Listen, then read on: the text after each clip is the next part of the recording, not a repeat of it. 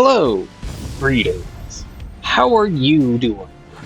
Me, I've been busy ever since I realized that Hard to Kill is bugged. Or should I say it's working exactly as it was programmed to?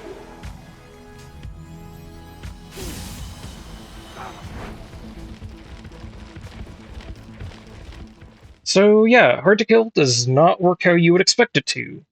For each point invested into it, you will gain 4% maximum HP, which does work correctly, and you will also gain 0.1% max HP regeneration, which is only technically true. And to immediately cut to the chase here, Hard to Kill is incapable of recognizing its own percent HP or percent HP increase when trying to determine how much regeneration to give you. And shoutouts to Zeta for just having the game knowledge to know this, but skill bonuses are handled differently from the bonuses that you get from other sources, which results in the regeneration being calculated before its percent HP increase, which is why it's bugged. And Hard to Kill is also very special because it is the only skill in the game that increases both of our maximum HP and percent HP regeneration with a single skill point. So, what does this mean and how can we use it? Well, it effectively means that our HP bonus is 4 to 44% lower than it actually is when trying to calculate for the regeneration that Hard to Kill gives us. And it will also result in some very weird numbers once we start modifying our maximum HP. In terms of how much percent HP regeneration per level you get, there isn't really a good or linear way to say it, so here are the values that you get with no other bonuses. And here's also a snapshot of some of my notes when I was trying to test all of this. As you can see, if we modify our maximum HP, we start to get some really jank numbers, and this is ultimately because of how HP gets calculated in Borderlands 2. And to just go over that real fast, to calculate our HP in Borderlands 2, that would be our base HP plus our shield HP times any percent HP bonuses that we would have, and then finally we would add our class mod HP. And as you can see from this equation, our class mod HP is unaffected by percent HP bonuses. And we can exploit this last bit about the fact that class mods are exempt from these bonuses to make the best glass tanking setup in the game. And shoutouts to Ten Dog and their friend Jadum, because while I was trying to figure out the best setup for this, they quite conveniently and serendipitously posted a video to Little Gas Mask's Discord asking if anybody else has seen this setup before, and it's like, damn, not only have I seen it, I am looking for it right now. So, yeah, they kindly shared their setup with me, which saved me probably a couple of hours and a headache. And then from there, I was able to find a slightly better setup. So, to go over our gear for this setup, first we'll look at our class mods, and both of these Terramorphous class mods are OP8. One of them has a 749,000 HP bonus, and the other one has an 862,000 HP bonus. And depending on which of these two class mods you get, will influence which shield you'll need to use to pull off the glass tanking setup. Oops. So for the 749,000 class mod, you will need a OP9 shield that has a 1.96 million HP penalty. And to just save a bit of time for you, there are only two rarities that allow for this combination, which is either a white shield or a green shield.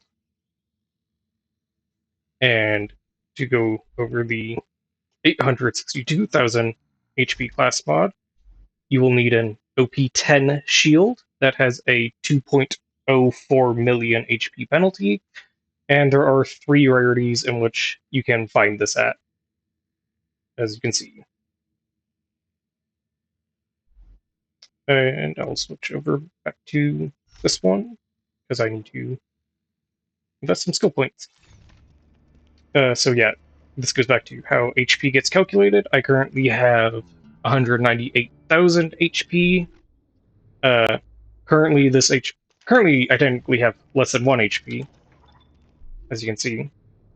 But if I then equip the Terramorphous class mod, I go back up into the positives, which was that 198,000 HP. And then if I invest points into hard to kill, this will reduce my maximum HP because it's increasing a negative value due to the fact that my shield HP penalty is so high. And then our class mod will bring us back up into the positives, which results us in now having 146,000 HP. To go over a slight difference between these two setups, there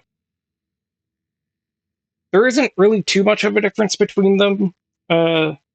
Like they perform very close to each other. I can't really even say if one is in fact better than the other because they are very similar.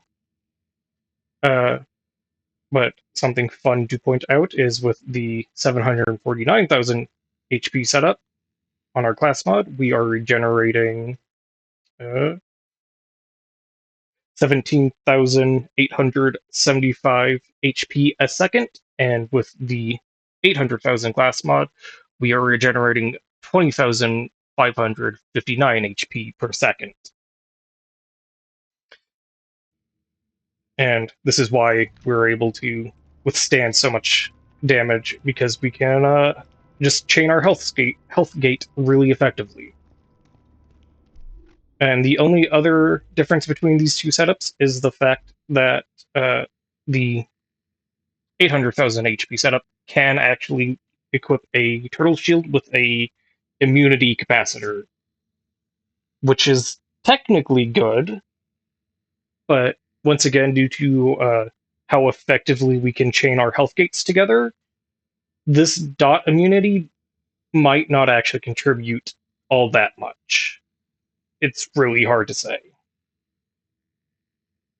And I guess another fun thing to point out is I believe with this setup, the 862,000 setup, we are regenerating 97 times our maximum HP a second, and with the other one, the one I currently have equipped, we are regenerating 122 times our maximum HP a second.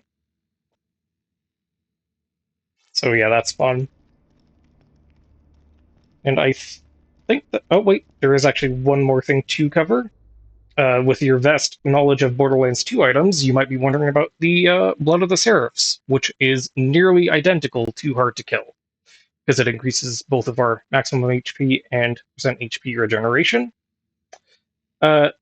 Fortunately, or unfortunately, depending, Blood of the Seraphs works exactly as you would expect it to. These two values are correct, and that's because the Blood of the Seraphs is a relic and not a skill.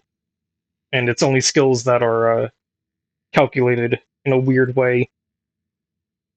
Skill bonuses, that is. I guess one other thing to just mention, because I'm here, is the Blood of the Seraph's true HP regeneration value is 1.075, not 1.1. It just gets rounded up on the item card. So that's fun. And I think that about covers everything. So thanks for watching.